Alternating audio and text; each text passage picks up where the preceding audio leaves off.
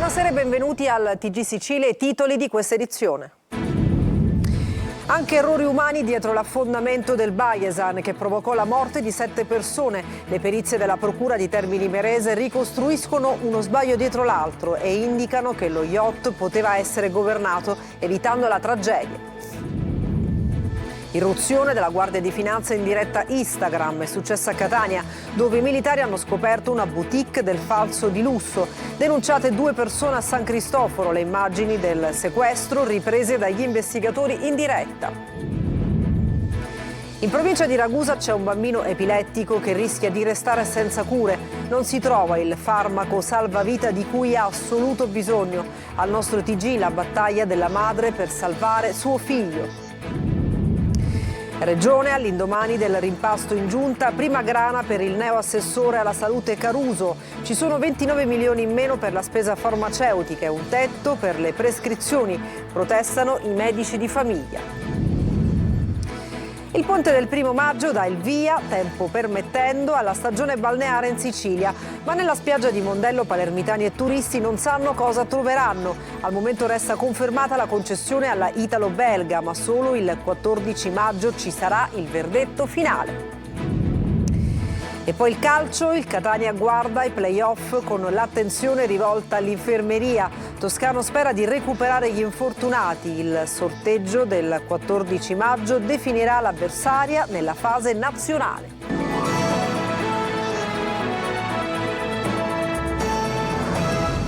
Bentrovati al TG Sicilia. Non fu il meteo estremo a far affondare il Baiesan, ma una catena di errori umani evitabili. Le perizie indicano che lo yacht poteva essere governato rendendo la tragedia forse prevedibile. Il servizio di Roberta Lunghi.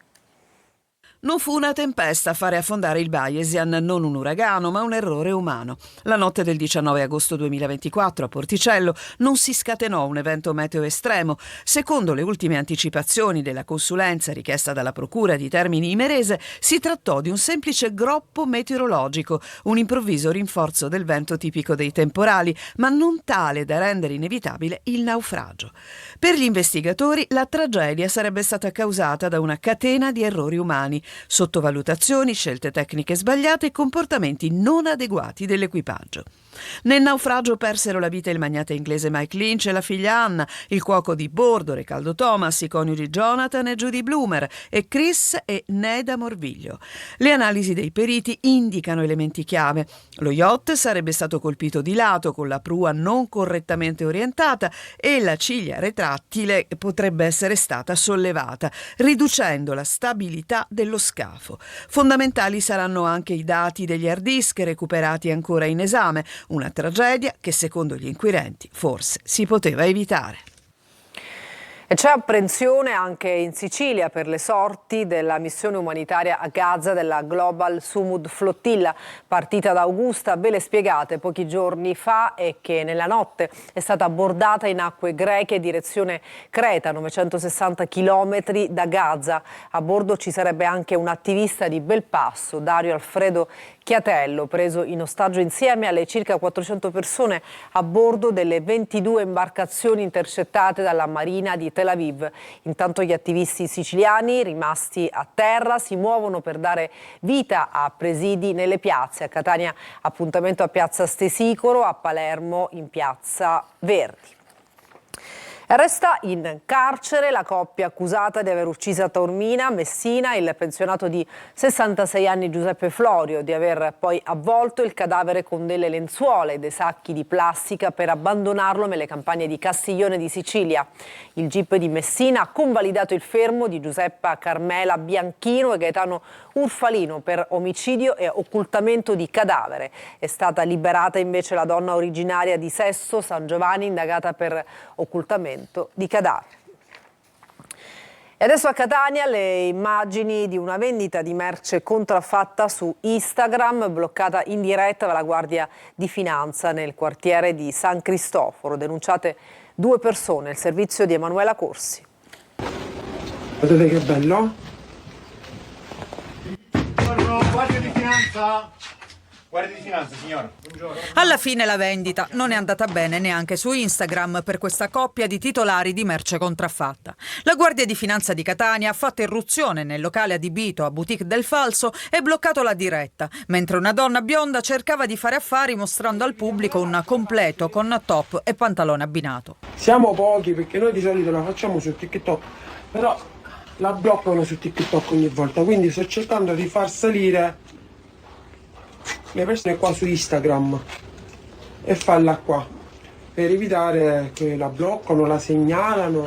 I gestori del profilo social, come ammesso dalla stessa venditrice, avevano lasciato TikTok per evitare segnalazioni preferendo il più sicuro Instagram, ma non sono sfuggiti ugualmente alle fiamme gialle che li hanno individuati e hanno localizzato il magazzino situato in un cortile nel quartiere catanese di San Cristoforo.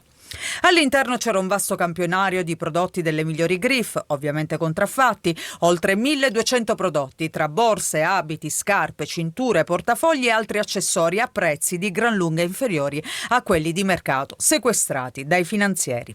Gli articoli presentavano caratteristiche molto simili agli originali, materiali curati, etichette, confezioni e perfino QR code stampati sulle scatole, nel tentativo di rendere più credibile la provenienza e l'originalità dei prodotti. In alcuni casi era presente anche una garanzia del venditore. I due titolari della boutique del Falso online sono stati denunciati per ricettazione e introduzione nello Stato e commercio di prodotti con segni falsi. A Catania avevano trasformato un appartamento nel quartiere San Cristoforo in un deposito di droga di ogni tipo. I due, un 38enne catanese e un 24enne di origini mauriziane, sono stati scoperti e arrestati dalla Polizia di Stato per detenzione ai fini di spaccio di stupefacenti e il mauriziano anche per detenzione di documenti falsi validi per l'espatrio. Adesso cambiamo argomento, farmaco salvavita introvabile in tutta la provincia di Ragusa e non solo, la battaglia di una madre per il suo bambino epilettico. Veronica Barbarini. In provincia di Ragusa nel 2026 c'è un bambino di 3 anni che rischia di restare senza cura, non per una diagnosi senza soluzione, ma per l'assenza di un medicinale essenziale.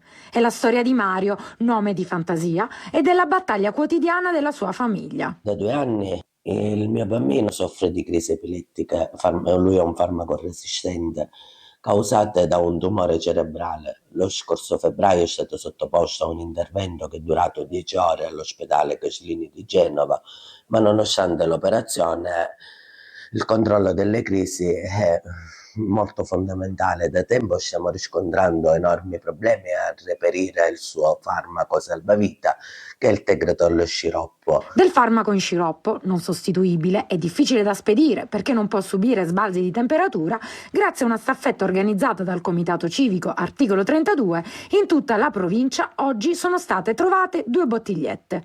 Ma il problema permane. Vorrei capire come può essere, come un farmaco così importante, non riuscire a reperirlo. E vorrei che fosse fatta chiarezza per me e per tante mamme che soffrono con l'incubo che domani il bambino non può fare la terapia e con una crisi possa andare all'altro mondo. Senza questo farmaco il piccolo Mario rischia gravi crisi. Necessita quindi una continuità terapeutica e, come lui, tanti altri affetti dalla stessa patologia.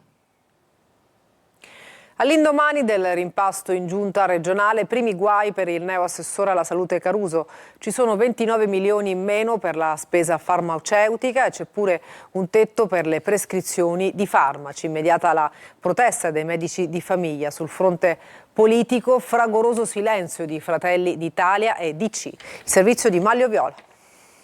Giureranno mercoledì prossimo 6 maggio alle 15 in avvio di seduta all'Ars i 3 nuovi assessori nominati ieri sera dal presidente della regione Renato Schifani, che ha così completato con un vero e proprio blitz il rimpasto di governo. Di fatto la DC è rientrata con un solo assessore, Nuccia Albano, che è tornata sulla poltrona che aveva lasciato il 10 novembre scorso. Spazio anche per il Movimento per l'Autonomia, che piazza Elisa Ingala alla funzione pubblica, mentre la sorpresa ha riguardato Marcello Caruso, fino alla scorsa settimana segretario regionale di Forza Italia, Italia, sostituito da un commissario scelto da Roma, Nino Minardo, e ora premiato con l'assessorato regionale alla sanità al posto del tecnico Daniela Faraoni, che esce di scena.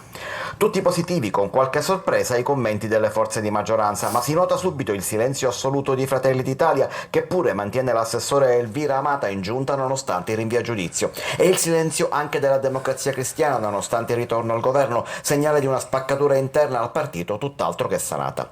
Attaccano le opposizioni, dalla Vardera al PD Barbagallo, passando per i 5 Stelle, che parlano di una mossa che cambia tutto per non cambiare niente.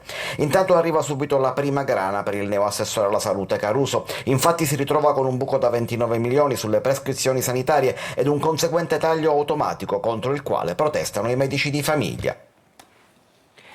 Sono stati consegnati i progetti di fattibilità tecnica e economica dei 2 termovalorizzatori che sorgeranno a Palermo e Catania, passaggio decisivo nell'attuazione del nuovo piano regionale dei rifiuti. Adesso si dovranno ottenere dai numerosi uffici coinvolti l'autorizzazione ambientale comprensiva della valutazione di impatto ambientale, oltre a tutti i pareri e i nulla osta richiesti. Al termine, entro la fine dell'anno, è prevista la pubblicazione da parte di Invitalia delle 2 gare per la realizzazione degli impianti. La costruzione degli impianti durerà circa 18 mesi. L'obiettivo della Regione è rendere operativo entro il 2028 l'intero nuovo sistema del ciclo integrato dei rifiuti, con l'obiettivo di ridurre il conferimento in discarica al 10%. Adesso andiamo ad Agrigento. Nel centro storico la via Saponara è chiusa e i residenti sono esasperati. Da 6 mesi famiglie fuori casa e attività ferme per il rischio crollo di un immobile abbandonato. Proteste e richieste di intervento immediato al comune. Davide Sarto. Via Saponara, ostaggio della paura. Nel cuore del centro storico di Agrigento, da 6 mesi, famiglie fuori casa e attività chiuse per il rischio crollo di un immobile abbandonato. E nelle ultime ore la beffa, strada prima parzialmente chiusa, poi completamente interdetta, con una recinzione sia in salita che in discesa dall'alto. Ci è stato chiesto di uscire da casa, di prendere le nostre cose, e poi è arrivata il 19 novembre, giusto il 19 novembre, questa benedetta ordinanza, e quindi già sono quasi 8 mesi che noi non possiamo ritornare in casa. C'è gente che chiaramente ha investito con B&B, mutuo, quindi tasse da pagare, si ritrova senza lavoro, e questo è il disagio. Chiediamo sicuramente non dico un risarcimento immediato, ma almeno la possibilità di poter rientrare nelle nostre case e di poter riaprire per poter pagare anche tutti i problemi e i debiti che ci stanno creando l'amministrazione comunale. Una decisione che ha fatto esplodere la protesta del quartiere insieme al comitato cittadino. Dopo le richieste di chiarimenti al comune e un sopralluogo con il sindaco, l'area è stata messa in sicurezza con l'installazione di transenne, ma l'emergenza resta. Stiamo cercando di uscire fuori da questa impasse e risolvere il problema, permettere alla gente di ritornare a casa, eliminare tutti i problemi che si potrebbero creare dal crollo immediato o non immediato di questo palazzo, e speriamo che qualcuno corra in soccorso agli abitanti di via Saponara. Il nodo è sempre lo stesso, intervenire subito sullo stabile, i proprietari o in alternativa il comune in danno, una vicenda che si trascina dal 2010 e che oggi lascia un intero quartiere sospeso tra rabbia e incertezza. E il lungo weekend del 1° maggio apre, tempo permettendo, la stagione balneare, ma a Palermo regna sovrana l'incertezza sulla spiaggia di Mondello. Manlio Viola. Il lungo weekend del 1° maggio dà il via di fatto alla stagione balneare in Sicilia. Palermitani e turisti si riverseranno da domani e per 3 giorni di seguito in spiaggia a Mondello, ma di fatto non sanno cosa troveranno. Per la borgata marinara della città regna infatti un clima di incertezza. Proprio oggi il Consiglio di Giustizia Amministrativa ha confermato la sospensione del provvedimento con il quale la Regione aveva revocato la concessione alla immobiliare italo-belga che gestisce la spiaggia da 116 anni. Il presidente Ermanno Di Francesco ha respinto al committente all'irrituale richiesta dell'Avvocatura dello Stato, confermando la decisione già presa. Ma non tutto è ancora scelto. Per conoscere il futuro bisognerà attendere 2 settimane. Il prossimo 14 maggio, infatti, la giustizia amministrativa si pronuncerà nel merito e dunque stilerà una sentenza in base alla quale sapremo se la spiaggia tornerà alla italo-belga o se si potrà sbloccare il bando per assegnare 13 lotti a nuovi gestori. I tempi comunque sono troppo stretti per salvare la stagione in caso di sblocco del bando. Nel frattempo scatta domani il piano straordinario del Comune di Palermo per il mese di maggio. Dopo oltre un secolo, infatti, l'amministrazione torna a una gestione che non ha mai fatto prima. Nuove boe, segnaletica in spiaggia, servizio straordinario di pulizia e pattuglie di municipale per l'ordine pubblico, attendendo di capire cosa accadrà da giugno. 44 anni fa veniva ucciso dalla mafia a Palermo Pio La Torre, numerose le iniziative per ricordarlo insieme con Rosario Di Salvo. Questa mattina sul luogo dell'eccidio in via Limuli un minuto di silenzio e deposizione di una corona. Marco Gullà. Palermo ricorda Pio La Torre e Rosario Di Salvo, uccisi dalla mafia il 30 aprile del 1982. A 44 anni da quel delitto la città ha rinnovato il suo impegno con una giornata di iniziative tra memoria, istituzioni e scuole. Le celebrazioni si sono aperte in mattinata in via Limuli, luogo dell'eccidio. Una giornata che non è solo commemorazione ma anche occasione per ribadire l'attualità dell'impegno di Pio La Torre. Politico e sindacalista si impegnò nella lotta alla mafia e per difesa della legalità, temi ancora centrali nella Sicilia di oggi. Sua la legge che permise di confiscare ai mafiosi i patrimoni accumulati con attività criminali. Di quest'anno ricordiamo non soltanto il 44esimo anno dall'uccisione, ma anche il 50esimo anno della relazione antimafia. Quest'anno l'abbiamo ricordato più volte, stamattina ha un significato profondo ricordarlo anche di fronte alla lapide di Pio La Torre e di Rosario Di Salvo. E Pio La Torre ci ha indicato una strada che è quello che contrastare la mafia e lavorare e battersi per liberare la Sicilia da questo K è uno dei presupposti per lo sviluppo e la crescita di questa nostra regione. Pachino, il 44% dei ragazzi ha bisogno di ascolto e cura per disturbi psicologici, adescamenti e abusi sessuali e quanto emerge nel dossier Fragili Voci, un'indagine su 1000 giovani pubblicata da Meter di Don Fortunato di Noto. Francesco Aloi. Il 44% dei ragazzi tra gli 11 e i 18 anni ha bisogno di essere ascoltato. Il dato emerge da una ricerca dell'associazione Meter su un campione di oltre 1000 studenti. La maggior parte delle volte l'insegnante diventa un punto di riferimento. L'insegnante, la scuola può diventare e diventa comunque un luogo necessario, principale per il primo contatto, per la prima confidenza, per la prima possibilità di poter uscire fuori da una situazione di sofferenza o di disagio. Su 110 casi seguiti da Meter nell'ultimo anno, il 32% riguarda gli abusi, quasi sempre sessuali.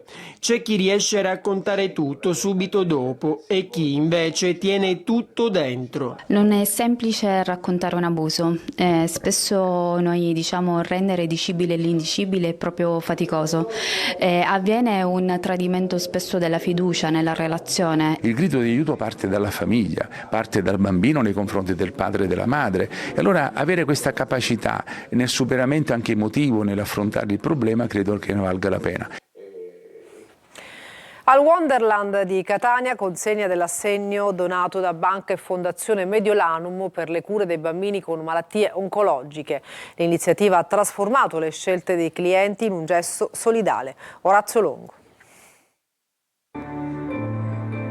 Un maxi assegno da 164.000 euro per il progetto di accompagnamento alla riabilitazione globale in favore dei bambini affetti da malattia oncologica. A sostenere l'associazione Wonderland ETS di Catania, la Fondazione e la Banca Mediolanum. A consegnare l'assegno Sara Doris nell'ambito dell'iniziativa solidale dal titolo Quello che sembra impossibile insieme diventa possibile.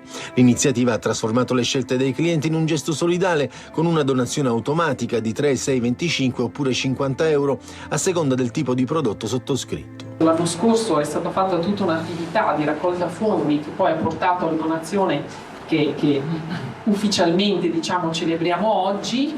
Le altre donazioni sono state fatte a favore di 2 altre realtà, la Città della Speranza di Padova che si occupa di oncologia e a Mission Bambini per un intervento all'ospedale Niguarda di Milano sempre riguardo all'oncologia. e quindi ecco, partendo da nord a sud riusciamo ad essere presenti nel territorio. Il progetto prevede la presa in carico globale del bambino con malattia oncologica, sin dalla diagnosi, includendo l'intero nucleo familiare. L'obiettivo è offrire loro un luogo sicuro, Wonderland, dove affrontare insieme la complessità che una diagnosi di cancro in età infantile implica. Viene applicato il primo modello di casa laboratorio con un programma di riabilitazione globale per il bambino, ma anche per i suoi fratelli e per i suoi genitori, metodo premiato con Economie della Fiducia 2019 e che integra psicologia, arte e architettura, offrendo ai piccoli pazienti interventi di arte-terapia, riabilitazione e sport. E adesso una pausa, tra poco il calcio.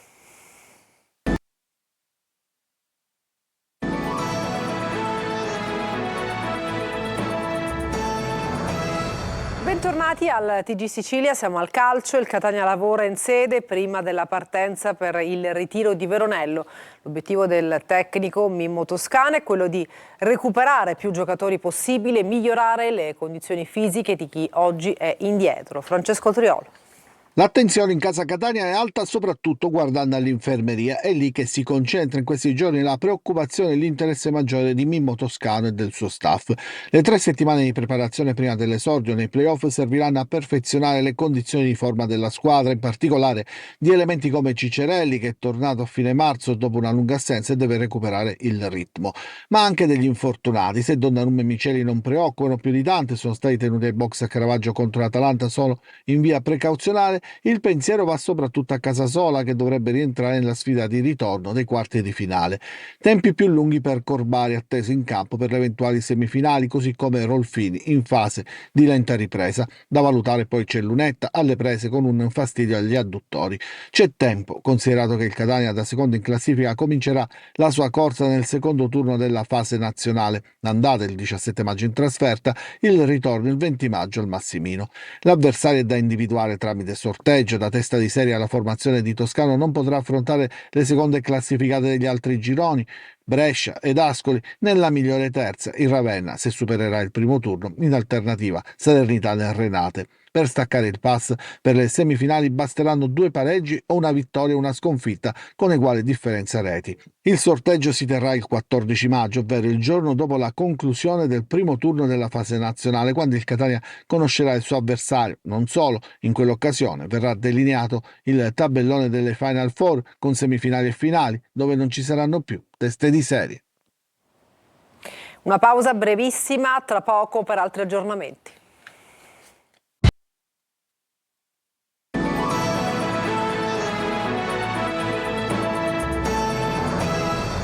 Per questa edizione del nostro TG nessun altro aggiornamento, grazie per averci seguito e buona serata.